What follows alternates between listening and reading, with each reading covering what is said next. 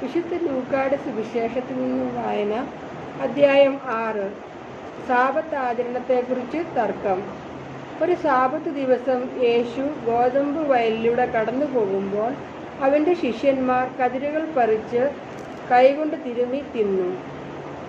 ഫരിസേയരിൽ ചിലർ ചോദിച്ചു, സാബത്ത് ദിവസത്തിൽ നിഷിദ്ധമായത് നിങ്ങൾ ചെയ്യുന്നതെന്ത്? അവൻ മറുപടി പറഞ്ഞു, വിശന്നപ്പോൾ ദാവീദും അനുചരന്മാരും എന്താണ് ചെയ്തതെന്ന് നിങ്ങൾ വായിച്ചിട്ടില്ലേ?